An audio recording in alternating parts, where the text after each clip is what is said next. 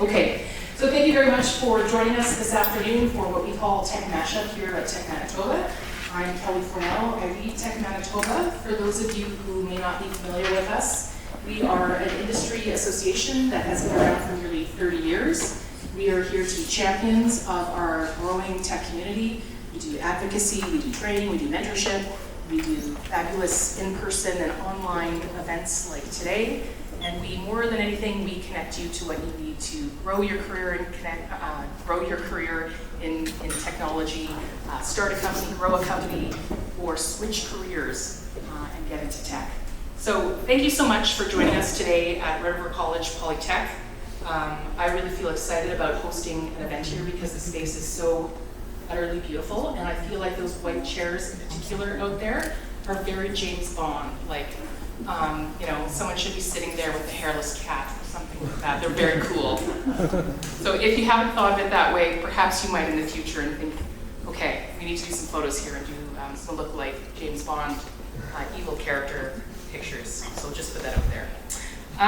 In the spirit of reconciliation, and in particular for Red River College, which I know reconciliation is a priority through every aspect of your operations, I acknowledge that we are gathered on the ancestral lands of Treaty 1 territory.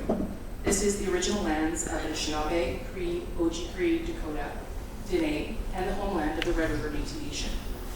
Tech Manitoba continually seeks to cultivate better relationships with Indigenous peoples, communities, and businesses.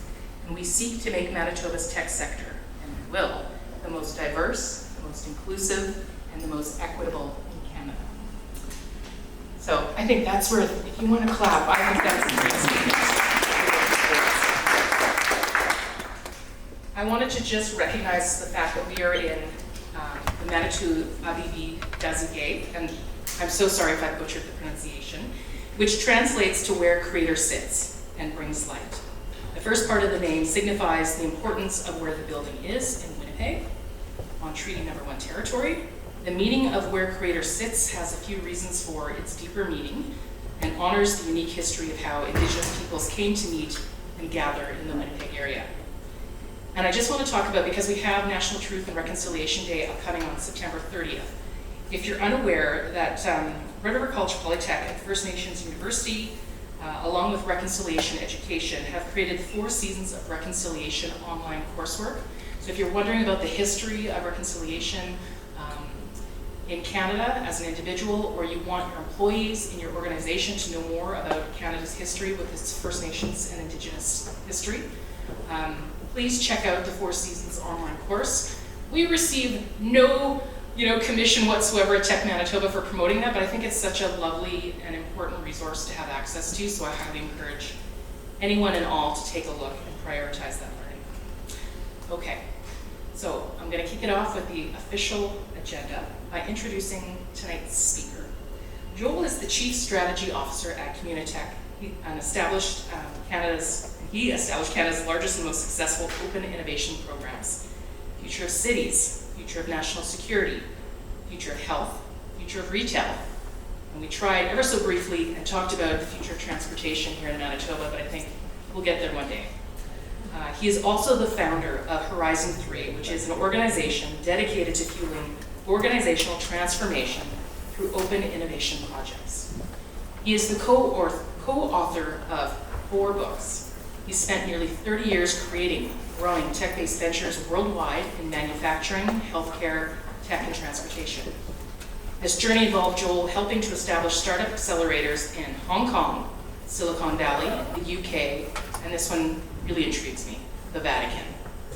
Joel also is the founder of Imaginate Ventures, which is one of Canada's first enterprise-backed venture studios from 2009 to 2017. He's partnered with some of North America's largest brands to launch several successful tech-based ventures in transportation, healthcare, collaboration, and technology. He is a former board member of Tech Manitoba, and he cares very deeply about seeing our province truly lean into our potential. We are extremely lucky to have him be based locally. Please help me welcome Joel.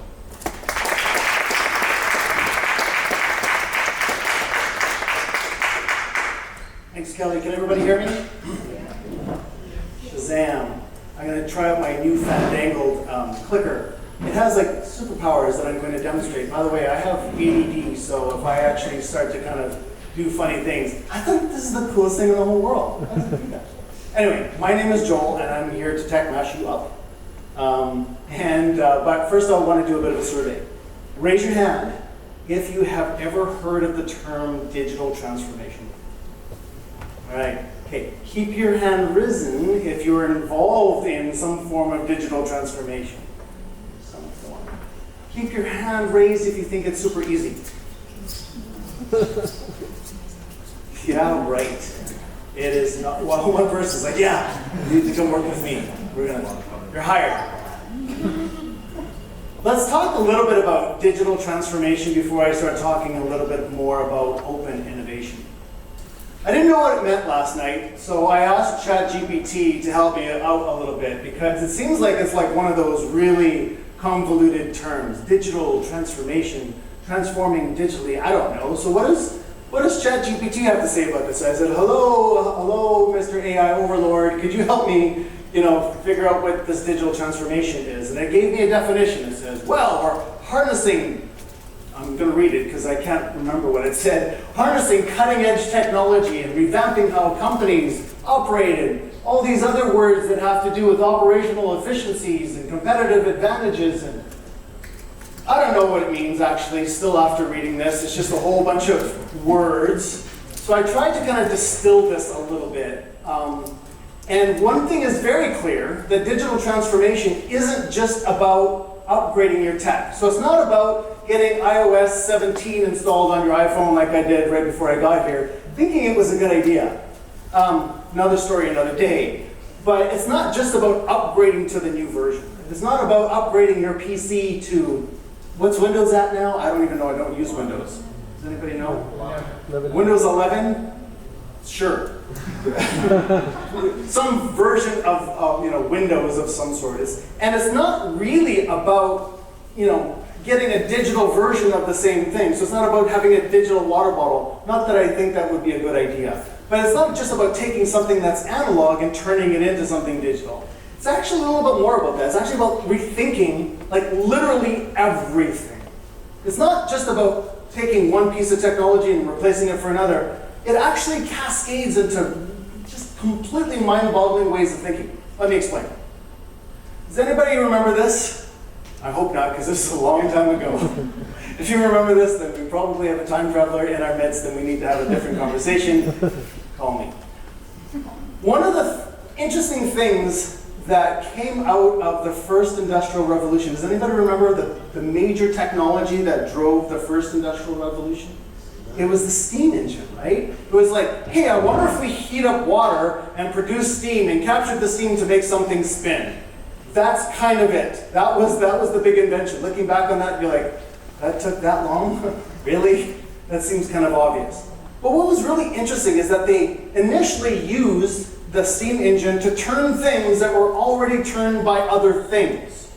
Well, that's kind of interesting, right? So it replaced the windmill that turned a thing. It replaced, water power that turned a thing. So it got to do something that was literally just replacing something that was analog. Then someone came along and was like, can't get this crazy idea.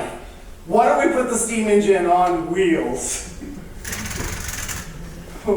This is a crazy idea. And then we'll put it on tracks. And then we're like, go across the country with this thing. And people are like, yeah, let's do that, right? What did this change? There's one word. Transportation.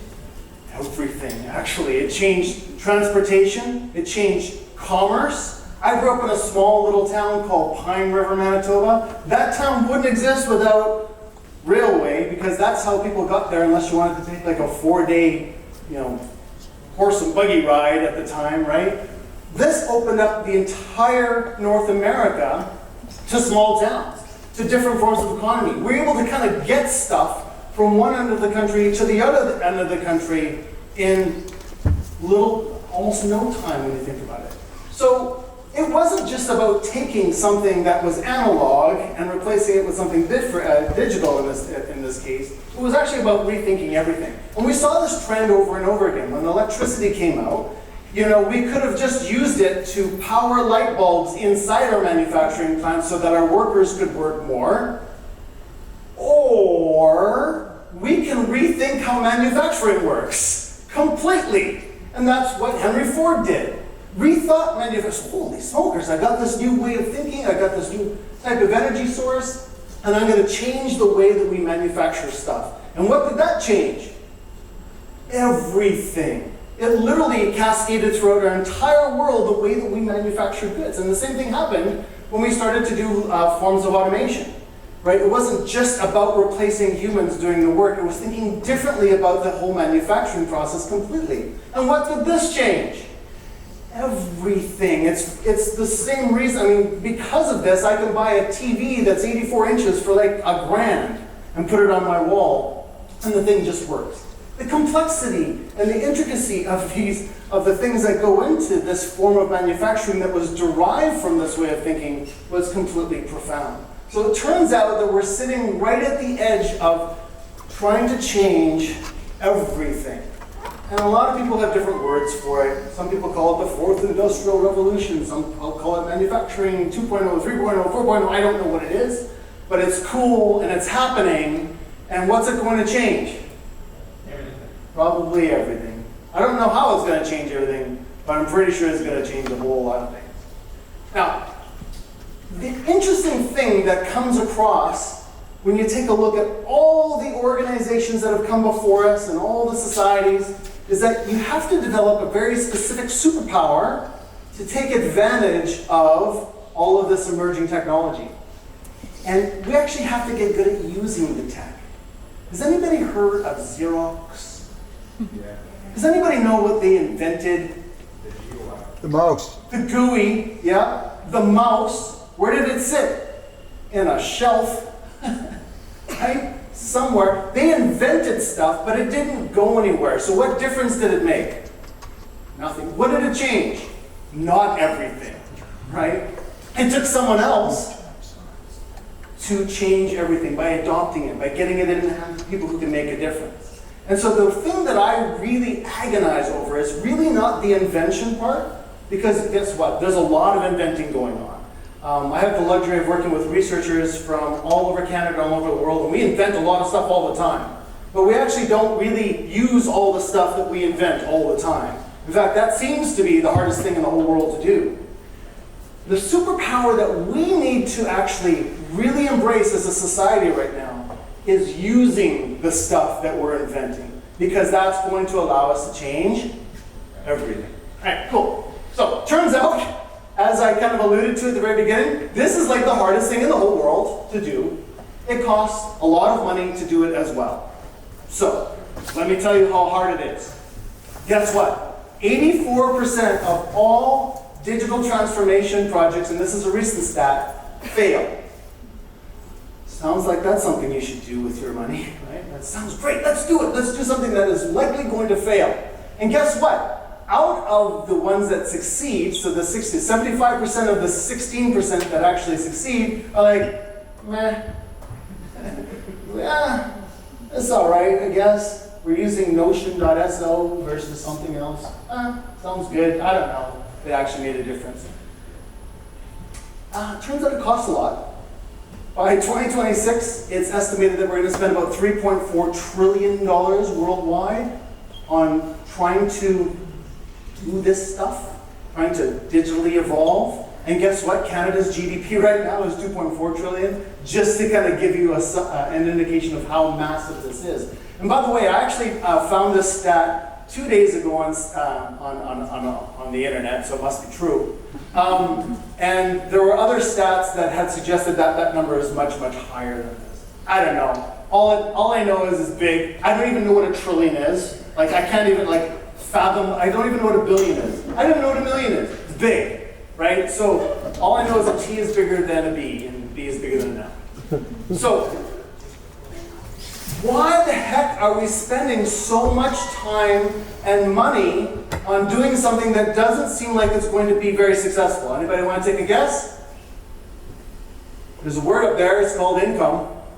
There's another one there called growth. Turns out the companies that are successfully doing this have double the income growth than everyone else. And that's just one metric, right? There are many, many metrics that determine the success of any organization. But income tends to be a big one, especially if we live in a capitalist society. So it turns out that doing this can drive a lot of activity. But here's the problem. It depends on when you do it. This is a very, very important graph. It's called the J curve. J, I like it because it's Joel, J. It's clearly a J up on the screen. Again, ADHD, bear with me. This was actually a study done by McKinsey, and it was actually geared towards artificial intelligence, but it is actually applied to almost any transformational tech that's out there. That suggests that there are a few people who will be front runners and try to lead with the tech. And if so, they actually take on the brunt of the investment to figure out how to use it. But guess what? They tend to outperform everybody by magnitudes once they actually perfect it. If you're a follower, even an early follower, you'll eventually catch up and you'll be a little bit better than what you were, but you're not going to be the leader. And if you're a laggard, you're going to die. That sucks. It's kind of harsh, but it's kind of true. Let's think about those two manufacturing plants. They produce lumber. I'm just making this up as I go along, bear with me. They're producing lumber and electricity comes along. Woohoo! One installs light bulbs and decides to hire more workers to work more time to still produce the lumber as they were before. The other one goes, I wonder if I can completely rethink how I produce lumber, right? From my intake to how I cut it up to the precision tools that I'm going to use and change completely the paradigm. Who is going to be around in the next 5 to 10 years? It's likely not going to be the one who just invested in light bulbs, right? It's the one who's going to really invest in transformative thinking and completely, harnessing the tech that they've brought to the table. Does anybody know these guys? Turns out they're really important. They're all Canadians. They actually laid the foundation to most of the AI that we're using today, machine learning, deep learning, and actually all the basis of large language models that we use today. So even though we might think, OpenAI and large language models, this is an innovation, this innovation is 50 years in the making, based on a lot of the stuff that was done a long time ago. That's just an evolution of that. And we're finally seeing the fruit of this investment over time. What I'm trying to point out is that actually this was invented primarily in Canada. In fact, just until recently, Hinton worked for Google. You might have seen him in the news, who was saying that, I might have invented something that's going to end the world. He got a lot of media, sold a lot of books, it's all good now. But the reality is that we're actually, in Canada, we're pretty good at inventing stuff. But you know what? We're actually not very good at adopting stuff. Now, there's a whole bunch of metrics that I can spew at you. One of them is, this is one from this year, the Global Innovation Index, that is like a composite measurement of how innovative a country is. We are the last in the G7. Right ahead of Italy, though, and just barely ahead of Estonia. Beautiful place, by the way, lots of innovation happening there. But as you can see, there are 14 other areas of the globe that are doing much better than us in terms of adopting technology. Maybe let's zoom into AI a little bit. Only 4% of Canadian organizations state that they're using some form of AI. Well, that's kind of interesting. My guess is that they're not reporting this correctly, because if they're using facial recognition on their phone, guess what they're using? AI. Maybe they don't know that, though. It's just like Harry Potter magic that this thing does. It could be. There's a whole bunch of studies that show that we are well below the pack when it comes to the adoption of AI. And this is, 2 studies that kind of say the same thing. Even though we're actually inventing this stuff, we're not so good at adopting this stuff. And it typically kind of goes to other countries to take the lead. So my call to action is, hey, I have an idea. Let's up our game. Do you remember that graph I just showed you about the McKinsey one, the J scale, and the early adopters getting all the spoils? Why don't we try to beat them versus the laggards, or perhaps even the early followers? Because there's a real opportunity right now to have the game completely changed. This is really the changing of guard, if you will, or an opportunity to change of guard because with this massive new technology wave that's happening, and someone is going to be smart enough to say, hey, let's put this thing on wheels and change everything, right? By the way, we haven't figured that out yet. No one has figured out what to do with AI that's going to change everything. They've got some ideas, but it's still just happening right now. So I'm thinking that there needs to be a way of doing this. But the problem is I just told you, it costs a lot of money, and it's really, really hard to do. And it seems to me that Canadian enterprise don't like to spend a ton of money on things that are really hard to do. So how are we going to do this? And I have a hypothesis. And my hypothesis is how we used to do everything, which is together. I think there's a way that we can actually become the leaders on that J curve by actually thinking differently about the way that we innovate and adopt innovation. But first, ADHD time, I want to talk to you about sea travel, because that seems to make sense right now. Right? All right, so back in the 1600s, right, remember what happened just before that? We had this guy sail across the ocean, discovered something, he's like, ooh, what's this? He's like, oh, it's a new place. And turns out, we weren't really good at sailing across oceans for like 100 years even after that. Why? Because it was really hard to figure out where we were in the ocean without any landmarkers. Before that time, we would launch ships and we would go along the coast. And we would ship stuff and not have to rely upon rivers, just go along the coast. And all the coastal cities were actually the ports, and you always knew where you were by kind of looking this way or looking this way. But yep, I can see land, we're good. But all of a sudden you're in the middle of the ocean, you have no idea where you were. Turns out this is a big problem, especially in measuring longitude. So what happened is a whole bunch of countries got together. They're kind of empires at the time. It's like, okay, I've got this idea. We should work together. Let's create a challenge. And Spain, Netherlands, Portugal, all the way to France got together and said, let's issue a challenge for someone to help figure out this problem. Because guess what? Remember that J scale? The first one to figure this out and take advantage of how to do that will control global trade. No small thing. This is important. Right? If we can figure out how to ship goods back and forth between North America, we win. Like, that's a big deal. Okay, so in 1642, my buddy Galileo comes up with ideas. Like, I got this idea. I'm going to base navigation around the concept of a clock. Not just any clock, one with a pendulum. Believe it or not, pendulum clocks did not exist before 1642. In fact, they didn't exist until a little bit later. But he had this great idea. Problem was, they died. So that's an example of like that innovation from Xerox that was put on the shelf. Like, I got this idea, but didn't get used by anyone. Couple, by the way, look at the year, 1642. Oh, 1656 came along. Blink of an eye, really. My buddy Christian comes along and says, I got an idea. I'm going to actually take that invention and patent it and pretend it's mine. And so he did. And new problem though, pendulums don't work so well in a swinging ship. I mean, it was a good idea, but it didn't work so well. No one really thought it through. Worked good on land. Problem was, it actually worked really well on land. We still have pendulum clocks that are still built on that design still till today. Well, my buddy John comes around, take note of the year, 1656 to 1693. Again, blink of an eye, really, like COVID. John comes around and says, oh, I have an idea, and invented the first marine chronometer that changed sea travel forever. No one knows this guy's name. Really, I had to Google it. I didn't know it. Well, I don't even know if I was taught this in school. Turns out he was important, and what did he change?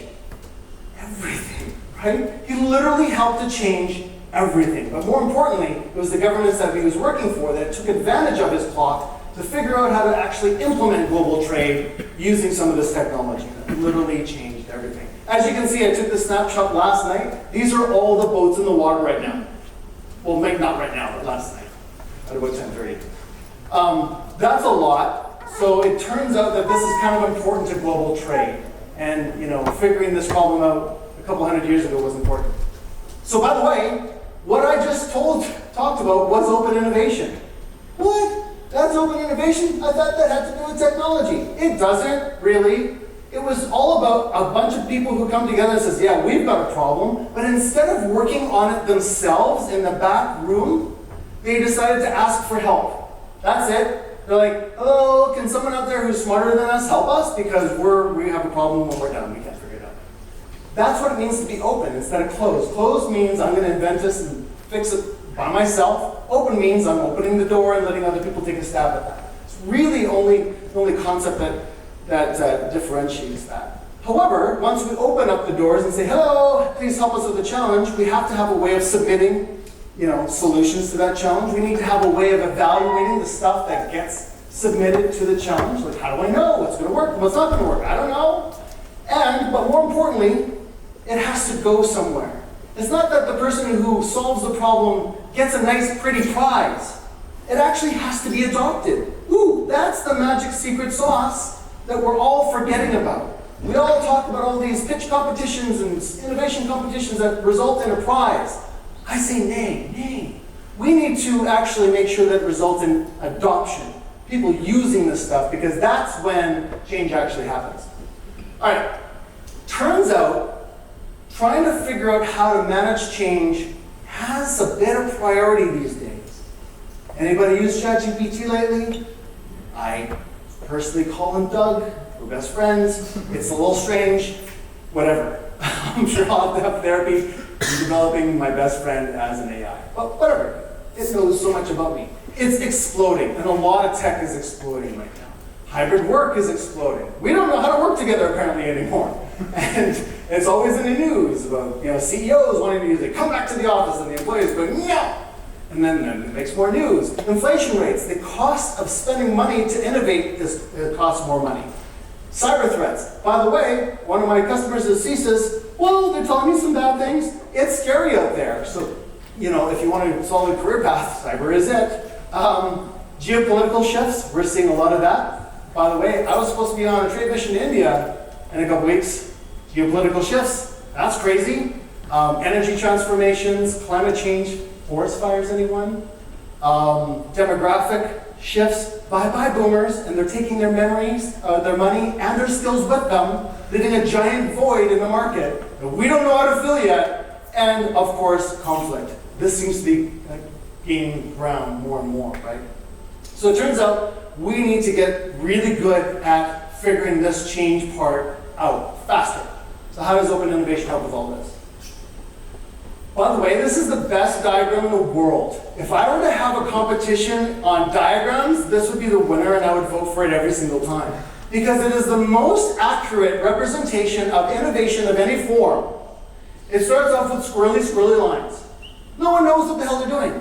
By the way, if you're a startup, you don't know who your customer is, you don't know why your tech works, no one knows a damn thing, and you end up chasing your tail a lot. And then when you figure it out, you have to figure out how to go from the exploration phase, trying to figure out what your solution does, to the exploit phase. That middle part, in the middle there with the circle, does everybody see it? It's blue.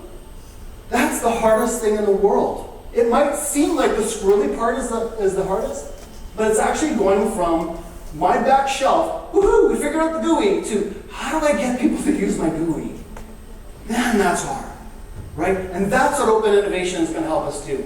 It helps increase the surface area of things like knowledge, perspective, talent, creativity, all that kind of good juice. It helps us sense the future because every time we actually run one of these projects, we collect data and insights that we can use to be better at what we're doing. It also elevates our brand. Most of the projects that I work with have some sort of brand narrative component to it, so it's a little bit of marketing in there as well, which I'll talk about.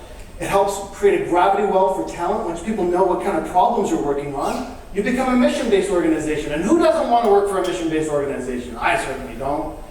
We also allows us to share risks and costs. So instead of trying to figure out, fund my entire R&D department to figure out the problem, I just get everybody else to do it. And we're now sharing that cost. And it turns out that this helps us do the exploration much faster and allows us to do a whole bunch of cross-industry sharing at that time.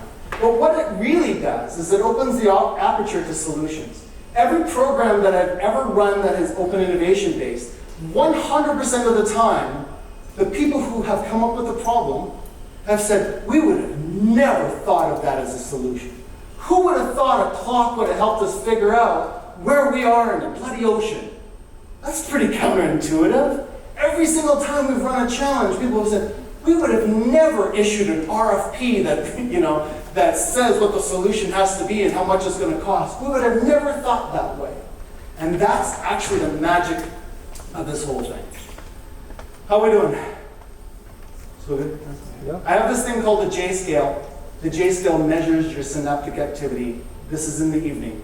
There's a point, and I learned this when I was in university, because my prof told me that when you're at 3, everybody just nods. I ask you how you're doing. Turns out I can ask you any question. How old are you? Yeah. Right? You're conscious. You're aware that I'm asking you questions. Everything is a yes. I'm trying to keep you above 3. So how you guys doing? Good. You're supposed to go, yeah. All right. Let's talk about some examples of open innovation, just to kind of whet your whistle. Example number 1, Samsung. Anybody heard of this company? They're actually pretty good at innovating. Like they have, how many phones do they have? Like 1 million? I don't know. How many TVs do they have? 7 million? Something like that. I don't know how that works, but they just produce stuff. A lot of stuff. Apple comes up with one product. Samsung comes up with 72 versions of the same product. It's just crazy. But anyway, Samsung uses 3 types of open innovation. They do partnerships, so they work with startups from around the world, kind of sourcing their good ideas. Sometimes those good ideas turn into products that they decide to either acquire or turn into their own business units. Has anybody heard of smart things? Those little plugins that you can control with your phone? That came from, not Samsung, but from some startups that they decided to partner with and build infrastructure around. So that's pretty cool. That works well. Ventures, they have a venture arm where they'll invest in startups that are working on technology that solves problems that they're interested in. Well, what happens when you become an investor? Has anybody invested in a company before? You get on the board of directors. Ooh, what do you get access to when you're on the board of directors?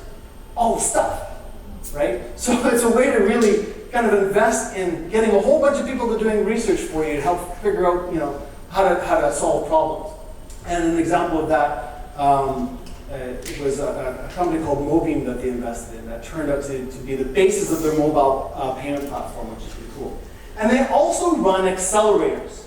Does anybody know what an accelerator is? Some people do. Let me tell you what it is if you don't. An accelerator is like a place you go to help accelerate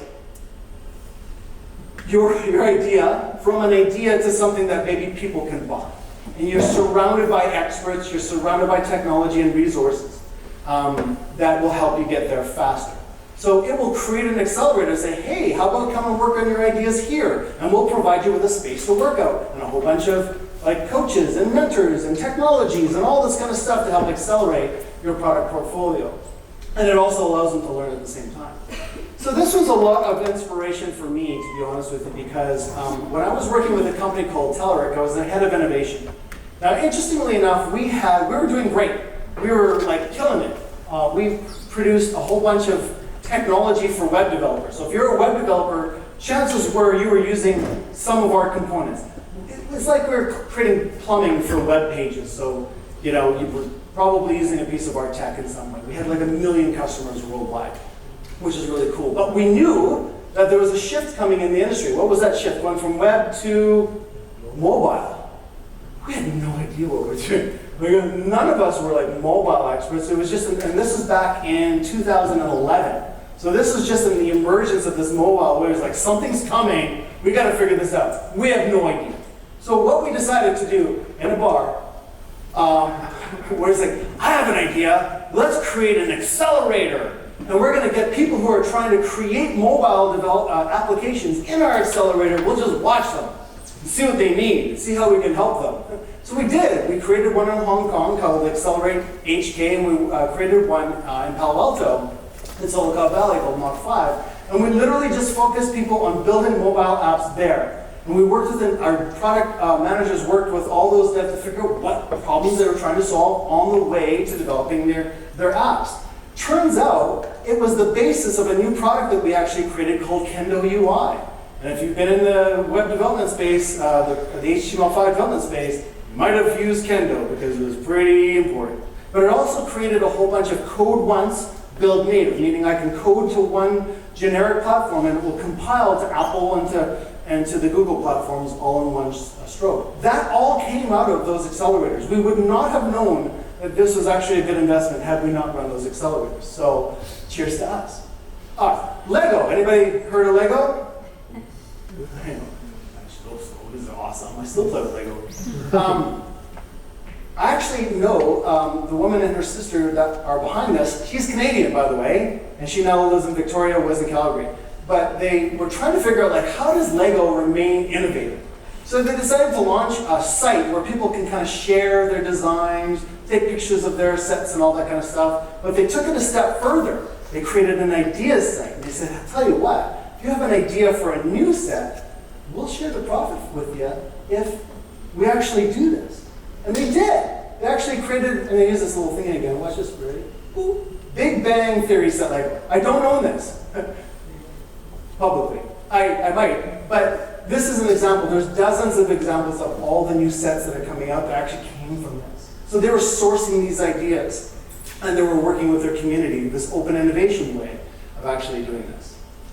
All right, so let me tell you about a few other projects that I've been running over the last couple of years to give you some more examples of what this can actually do. So we're running this project right now with Pfizer. So Pfizer came to Canada now that they're flush with money for some reason, and decided to, we're going to find a way to give back. We're going to create a health innovation center in Canada, and we're going to help solve other health problems, not just vaccination-related problems.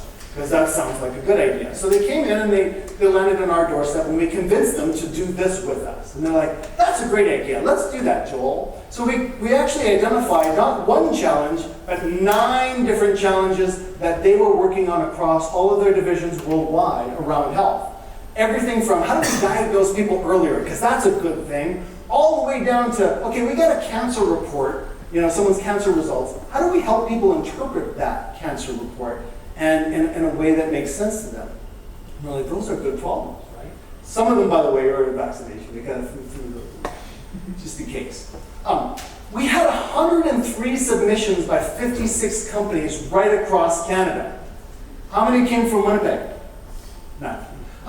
We had 28 external. By the way, I think there was innovation that could solve some of these things in Winnipeg, but Winnipeggers are so damn shy. They're like, oh, they would never pick me. They didn't submit. That's what I know of.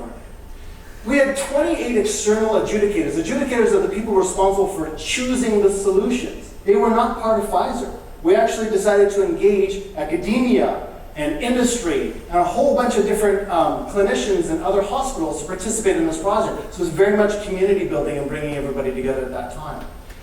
This resulted, by the way, this is top secret. This is going to get announced next week. They actually just announced they just called up the winners of this yesterday, so don't tweet about this.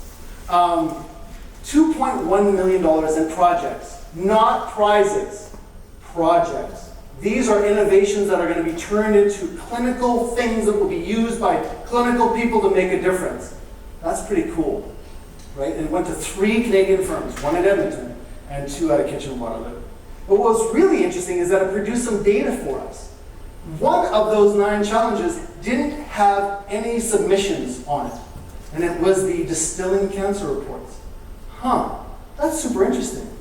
Well, now I'd like to tell founders worldwide who are looking for an idea, there's one. Pfizer will give you a lot of money if you figure this out, right? And it turns out this might be kind of cool. I kind of feel that large language models are going to help there, just saying. So if you want to dive into something, there's an opportunity. But this is the example of generating data from these types of programs. By the way, this only took 4 months and 2 people. Pretty lightweight stuff. This is not a giant team that does this. This is a very, very, very small team that runs this. Now, my question is, can we get even more open? Can we open the openness even opener? Yes, we can. And it's actually by bringing people together who all have the same problem. Remember how the seafaring nations got together all with the same problem? Well, here's another example of that. The Communitech Future of Retail, which we launched in 2020. There's something that happened in 2020, though. I can't remember what it was. Anyway, we brought together a whole bunch of retail giants, including Interact, Lightspeed, Cineplex, Tulip, Fair, and Fair Ventures, who were all concerned about one thing. how do we actually make sure that our small businesses who are selling stuff without a website stay in business during COVID? Turns out that's a big deal for people like Interac who don't make money online, if you've noticed. You can't pay with your Interac card when you're buying on Amazon. You pay for it at a retailer. So making sure that retailers still remain relevant is kind of a big deal.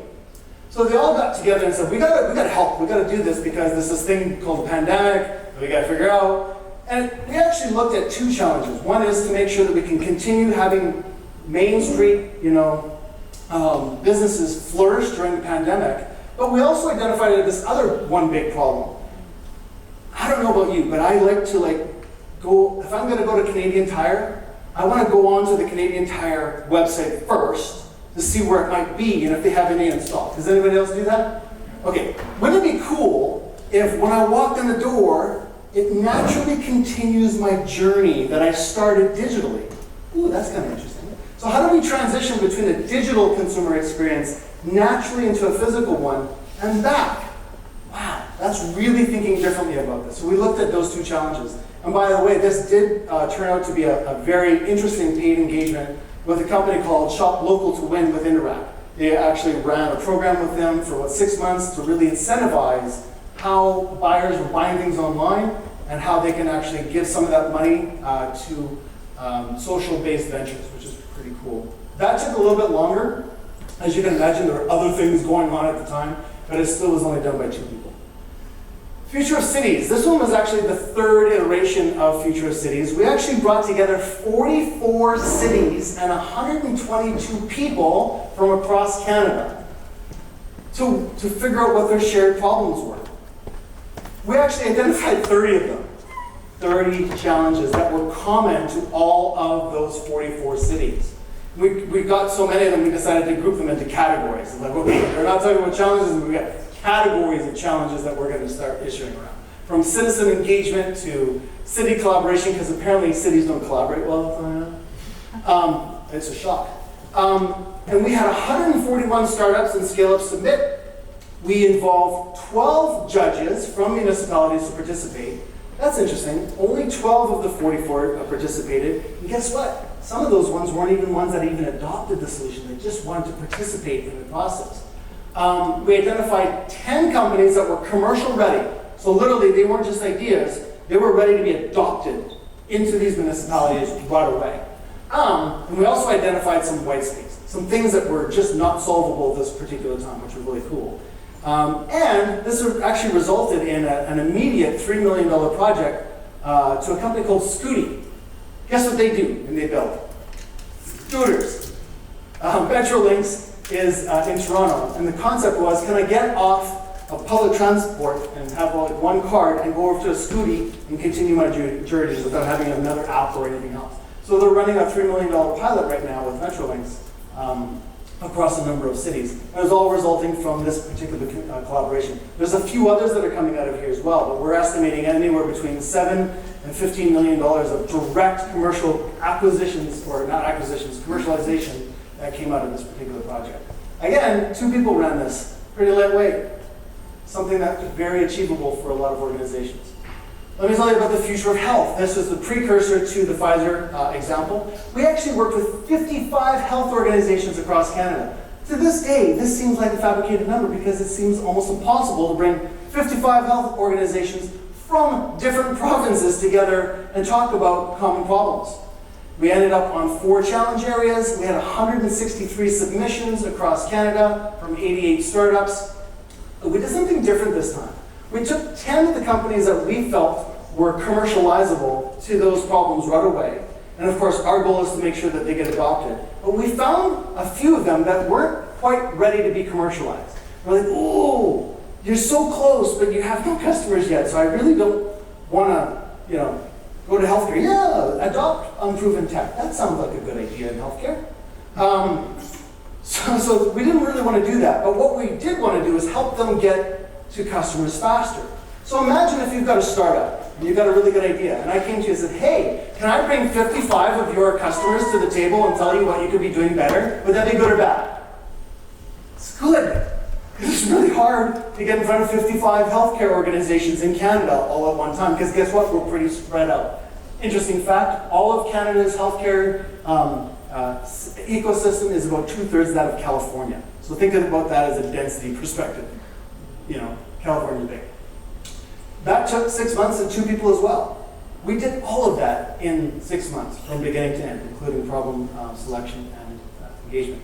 Can we make this even more opener? Even openness. Yeah. And this is actually the one I'm actually pretty proud of. We launched this one kind of under the covers with Ukraine. So it's not only just a bunch of healthcare organizations together, we're actually doing this across countries, with organizations across countries.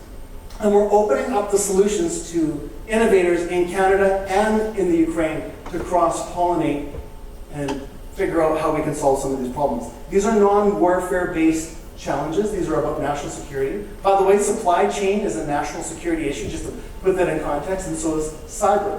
And it turns out most of the challenges that we're focusing on right now are around cyber. And what's really interesting is we're coming across like crazy stuff that I've never even heard of. Has anybody heard of a maser before? It's like a microwave laser. What?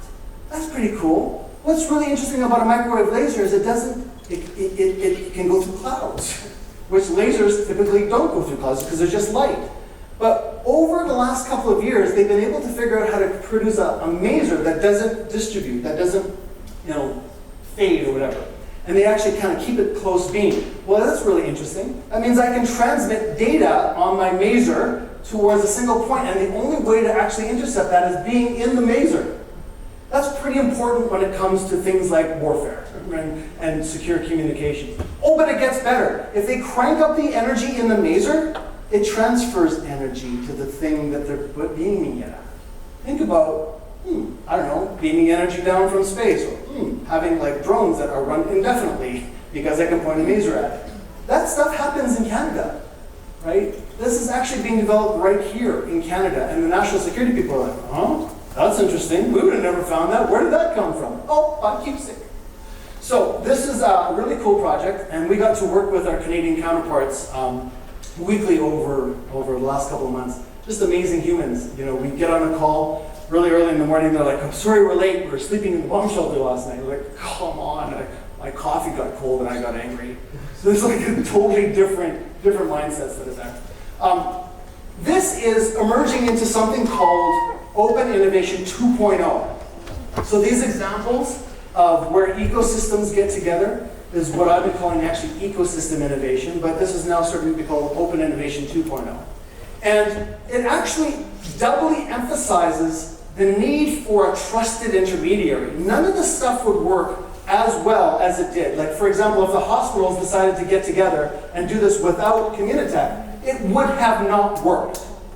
It could have only worked with a trusted intermediary that has nothing to gain other than making the connections and making people happy in the middle, right? So if you take a look at trusted intermediaries in Open Innovation 1.0, we had the demand, people with problems, but the trusted intermediary was responsible for managing the project and reaching out to the supply side. And it was the same with Open Innovation 2.0. And this actually is a result of something called Metcalfe's law. It's kind of a geeky way of saying that the more people in the network, the more valuable the network. Right? And so it's very, very difficult for these organizations to take advantage of Metcalfe's law because they just don't have the national or international ecosystem that can actually open up the aperture as wide as humanly possible. All right, so my call to action for you guys is find a way to make change for all the reasons you need to make change together. And let me give you a little bit of a roadmap of how to start. You ready for this? You got your pens out? Yeah. Kidding. You can all download this deck afterwards. I got a QR code. I want you to all stop and look around the room right now. You don't have to make eye contact. I bet there are people in this room that are trying to solve the same problems you're solving. How would you know that, though? Does anybody want to take a guess? Talk to them? Yeah, sounds right. Turns out that is the superpower. And ironically, that's uncomfortable. It was really kind of interesting. When I was doing the Future of Cities, I was working with the mayor's office in Calgary. And they're like, so, is Edmonton in it? And I was like, yes. Well, we got to be in it. So, and we've had some other ones that were actually the opposite. That they didn't want to participate because they thought their problems were too small or irrelevant. Turns out they were all the same, right? They all contributed to one another. Penticton, by the way, was our crown jewel. They had done some amazing stuff and led our entire collaborative. They invented this thing around citizen engagement that was able to consistently engage 80-some% of their constituents regularly to get feedback on policy and all that kind of stuff. I thought it was pretty cool. And I remember Calgary going to me, he's like, okay, we're never going to adopt the tech because we actually don't have an innovation budget. We're just trying to figure out that now. I was like, well, Edmonton does. I'm like, really? Yeah. So guess what they have now? Innovation budget. I think it's a couple $1 million as well, just to explore and experiment with some of this new tech. So find some way to find those common problems. My urge to you is find a trusted intermediary. There's lots of them. They're in the room today as well, right? To help figure out and come together and collaborate and find the problems that you want to solve. Choosing the problems. This is a tough one. But you know what? It actually was not the toughest part of all the collaboratives I ran. Do you know what was the toughest part of all the collaboratives? Scheduling meetings. If someone can freaking figure that out, like, please God, it's not Calendly. It's not that yet. We haven't figured this out yet, but arranging meetings between people, like a whole bunch of people from different companies, is the hardest thing in the known universe. Okay, so it wasn't that. Turns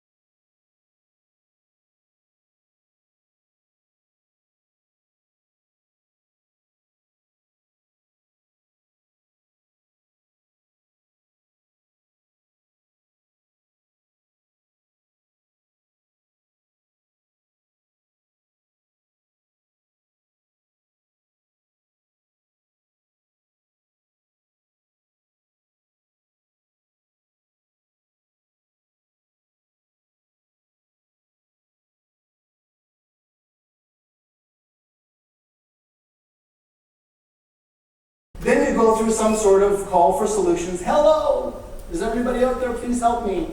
Find some way to come up with evaluation criteria. We call it a rubric. You might call it a different thing. To figure out how to select and judge the criteria. Then you'll have to figure out how to evaluate that. So you never know if a project is going to meet your needs, and the best way to do that is to try it. Is to put it in some sort of pre-production test phase of some sort, and then evaluate it from there. And then once you figure out if it does fit your need, my God, please adopt it. Don't do this if you don't have a need to adopt. All right, what about procurement? Has anybody ever heard of this nasty, nasty word? Procurement is the way that big organizations buy stuff. And it typically is death for people who want to sell stuff to said big company. There's this big gate, right? And this happens for government, big companies, no matter what. And most of the time, procurement makes it really difficult to do this kind of stuff. But guess what? Procurement isn't a natural state of the universe that we can't change. It's a decision, not a condition, right? And it turns out that we can actually try to figure out ways of changing procurement to allow this type of activity to be had. And instead of people saying, oh, we can't do it because of procurement laws, it's not the speed of light, people. You can just like change a paragraph and fix this. We need to have a will of doing that. We need to have the courage to be able to change these policies. An example of that is CanHealth. Communitech and CanHealth received $30 million from the feds in last year's budgets to run these types of programs that I just mentioned to help healthcare adopt our own stuff. Did you know that Canada is the only G7 country that does not promote the buying of our own stuff? It's kind of interesting. Each of the provinces independently trade more with the US than they do with each other collectively. Pretty crazy, right? There's no incentive.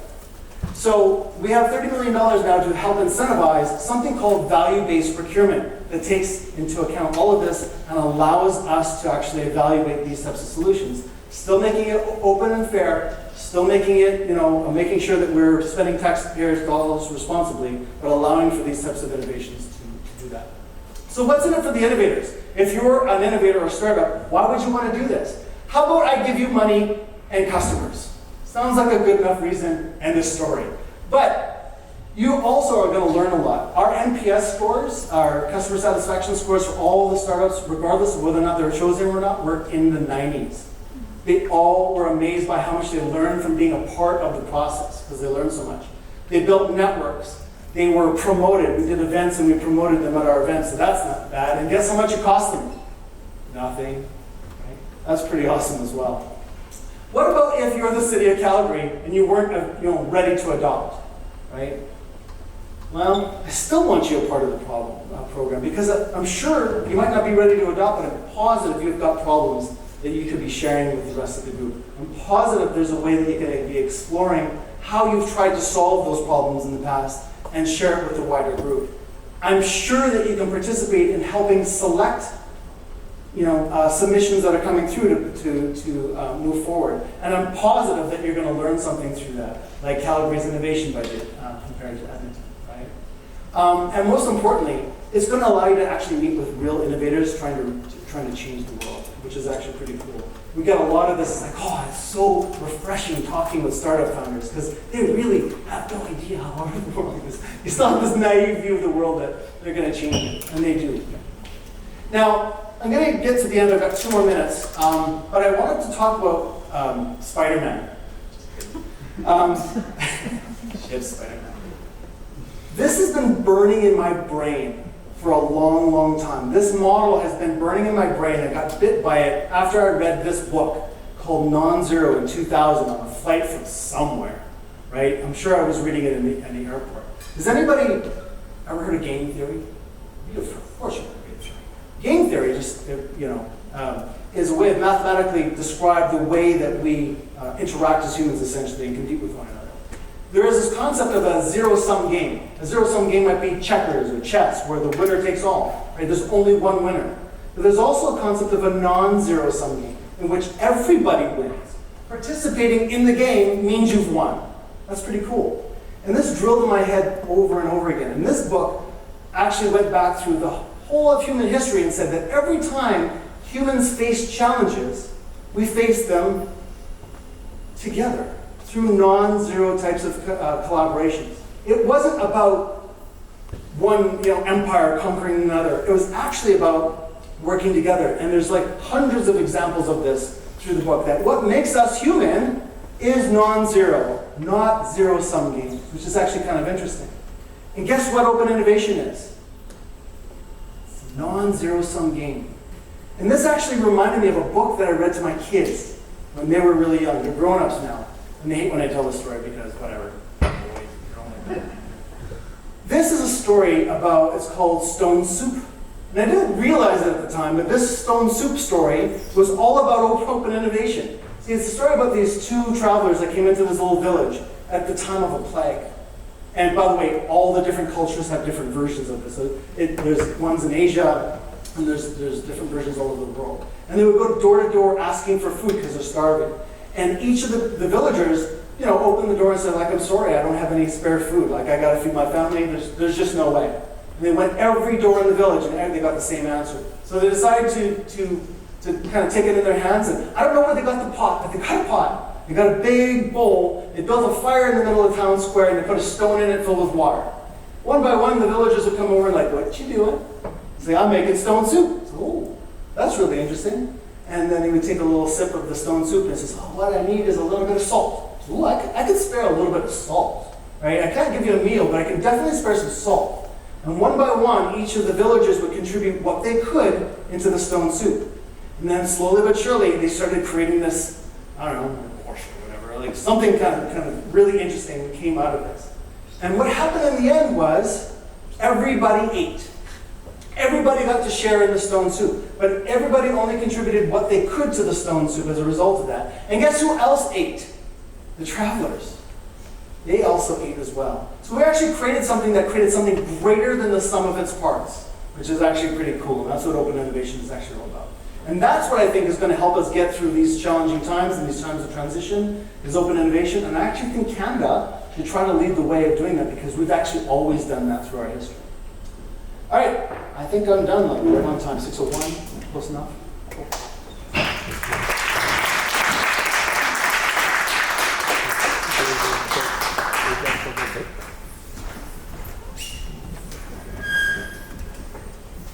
Okay, thank you so much, Joel. Another round of applause, please, because brains are full of great information. So this is the time where, if you have questions, I think that Joel, you're open to answering. Let's have some questions, please. So if you have a question for Joel, raise your hand, and I'll come to you with the microphone. And or if you've got a big enough voice and you want to use that, please do. I asked him to as well. I said, ask me the hard questions. I'm gonna give you a softball. Okay. 42. Not the answer. So question B. So with AI being so important and everything, and like with how hard it is to like get it right, do you think it's gonna be like a winner takes all situation? Like how important companies are prioritizing it? Like we've got the US, China, Canada all vying to be like that one, breaking into like AI and harnessing it. Yeah. So do you think it's gonna be a winner takes all situation with how much data we need for it to work? Yeah, it comes back to that one diagram I showed you. The early adopters and the ones who are heavily invested are going to take the spoils. Unfortunately, I think that is going to be the case. Like most technology, I mean, look what happened with the railway. It was kind of a dominant. There was a few families who won the railroad when it came to North America, and I think that's going to be the same with AI. And listen, I think that makes this even more important, right? Because at the end of the day, we actually want AI to do good and not to do bad. The problem is that it is a bit of a warfare right now. So it's being, there's a good and a bad side to both the adoption of AI. I'm just gonna tag on to that. So I don't know if you know, like a while ago, like Facebook accidentally leaked one of their AI models, like their llama models. Yeah. And like a bunch of us nerds, we got our hands on it. And like now you've got like people doing wildly different things with it. You've got one on phones, Raspberry Pis, yada. So do you think like it's a good idea for governments or even companies to like open source some of their stuff so that people around can work? I do. I'm a huge believer in open source. I think it's Darwinism, right? I'm a big fan of evolution, and the only way to actually get out there is get variations out there. Some of it's going to survive, some of it's not going to survive.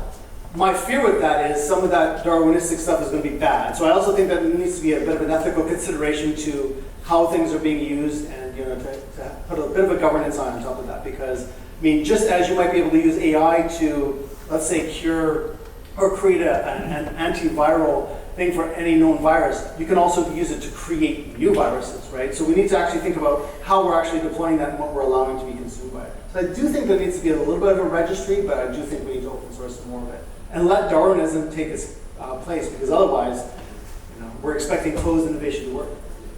Yeah, that's it. Thanks, Joel. Anybody else for questions? Show of hands. I also asked them to ask me the hard thing. You're pretty close. It was really good talk.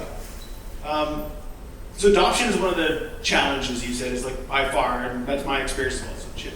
Can you elaborate a little bit more, maybe from the accelerators where you said like, okay, there's problems that you should look to adopt, or the ones that are easier to adopt. Can you elaborate on what that means? Like, how do I identify a problem that I think is easier to adopt than the important one that is really hard to adopt? How do I distinguish between the two?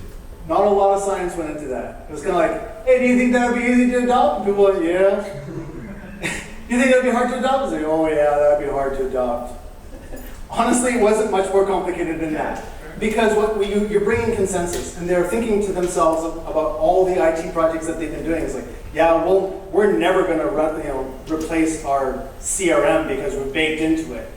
But we might be able to have an AI add-on that integrates into our CRM that allows us to extract data from it to do something more. Do you see what I'm saying? Yeah. So in that case, if I were to compare the two, replacing a CRM with AI built into it would be like, yeah, that's going to be impossible. Having an AI agent that extracts from my existing CRM that do something more is like, yeah, that's possible. That's more possible than doing, ripping out the rug and the foundation of the organization.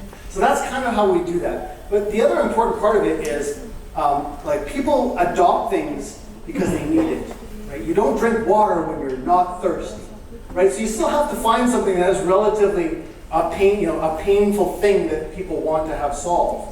But it's really just important, and that's going to be a kind of a cross-section there as well. It's like, maybe that's important to 4 people, so adoption might be 4 people. Is that going to make an impact? I'm not really sure. It depends on the 4 people. So you kind of take into account some of the impact of that adoption at the same time.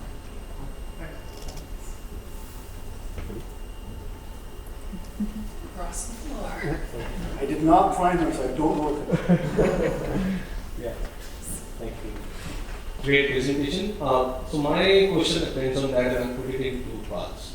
So first is, what are the problems that are already identified across the globe, which needs adoption, which needs minds?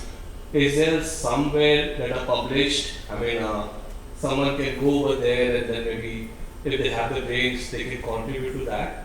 That is one thing. Second thing is on the reachability. Like, I mean, you said, look around the room, and then there will be a problem and there will be minds to solve that. But I think we have to explore beyond the room. I mean, I can contribute to some problem, but I don't know if the problem exists or not. So how to really identify which are the burning problems in the globe that needs resolvement, and there will be good adoption also of that if it's resolved. Yeah, that's a really great question. I'll maybe use an example of what we did at the Vatican. So what we did at the Vatican had actually nothing to do with the Vatican. It had everything to do with the UN sustainability goals. Those are the problems. Right there, there's a whole list of them. There's 26 of them that said these are the burning problems that we need to solve. From carbon capture to supply chain to all those things. So people are publishing these big challenges that are inviting people to come and solve it. And so you'll also find organizations that have tagged on to different problem sets. I'll give you another example. If you were to think about energy transformation, you want to help the earth get off of oil, right? Where do you think that's actually happening most in Canada right now? Alberta, weirdly enough. They're pouring tons of money into energy transformation. You're not seeing that in Kitchener-Waterloo. Another one might be agriculture. There are certain centers that are more, obviously going to have a greater gravity well for people that are trying to solve agriculture-related problems than people who are trying to solve gaming problems. For example, if I meet a gamer who has the next best game engine, where am I going to send them to? Probably send them to Montreal, right, to Vancouver, because they have centers of excellence there that they can be clustered around people who are also trying to solve that. Mm-hmm. So once you kind of find the problem areas that you have, and they're always, like use my friend Doug, ChatGPT, and say, well, like, what are the biggest challenges that the Earth has? It does a good job. But you can even take it a step further. You can literally ask it, what are the top 5 challenges of healthcare in Canada? And it will tell you where those things are, right? With a pretty good accuracy. So I think starting there is really it. And what's really important is that you need to create a gravity well where people who have the same passion are going to come in and try to solve that. So even though you might have a solution to my problem, if you're not passionate about it, it probably isn't going to create that synergistic relationship. So really communities are going to be really good. We tried to create a community around transportation here in Manitoba because really it is a transportation hub of North America. We're doing some amazing thinking happens here by RRC as well. How can we build an ecosystem around innovation around transportation? Seems like Winnipeg could be a really great place for that. Can we build a density around it? Can we actually build density so that industry is now coming and working with us to help solve those problems, as well as idea makers. And, could we actually attract the best and the talented from all over the world who are also trying to solve the same problem? That's what these big gravity wells are for. And so that's why it's really important to work with those trusted intermediaries who are trying to bring together community, focused, like-minded people to solve the same problems. And it really is kind of keeping your pulse on where that is in Canada or even around the world, right? Thank you. Anyone else with a question for Joel? Yeah. Question. Yeah. I'm just curious, how do you come up with those high-level challenges to begin? Yeah, the question was how we come up with the high-level challenges. Has anybody seen the H-1B visa stuff that is in the news recently? How we created 10,000 H-1B visas, mostly to attract U.S. talent to Canada? It actually came from Communitech. It started by bringing a bunch of people together saying, we can't hire the best talent. Oh, that's good. And we kept on bringing them together. And we brought in government and policymakers. And just people came up with ideas. Like, well, we got a whole bunch of laid off people from Facebook that are H-1B visas that have to leave the country soon. Yeah. Maybe we should ask them to come to Canada. Yeah. Huh, maybe we can. And then it turns out that the policymaker happened to be in a room. He's like, yeah, I can do that. And within, I think it was 4 months, between the start of those meetings, we had about 11 of them. To the time it was announced by the minister, I can't remember his name, it was 4 months, right? So it just comes together as people with a common problem and then just keep on meeting and iterating. And the same thing happened with healthcare. All we actually did on the healthcare side was like, we're forming a team. Like, we're in. We're going to discuss your problems. I love discussing my problems. Right? Everybody loves discussing the problems. So build a community around problems and people will come, believe it or not. And they share. And so what we do as facilitators, we break the problems down. Like, anybody else having that problem? Oh yeah, let's all vote on the problem. We can select which ones have the most problems. Or it has the highest kind of impact across the board. And so us as facilitators, we're not experts in healthcare, national security, cities, nothing. We're just good at bringing people together and trying to figure out a way for them to connect and catalyze results. Can I ask one more question? Please. Sorry. So I'll just take an example that you just gave on the 10,000. I was following that message. So we had a cap of 10,000. I think it was filled within 1 day. I mean, Yeah, 48 hours. 48 hours, within less than that. Now, I know there is a lot of things that comes because of the reason this 10,000 number came. Now, what if there are a lot of H-1B who got laid off in the US. Now, what happens is if we can't, and if this would be a pilot program, what happens if we can't continue that? Their dissatisfaction comes over there. Then, and again, as I said, 10,000, there would be a rationale behind it, a lot of factors.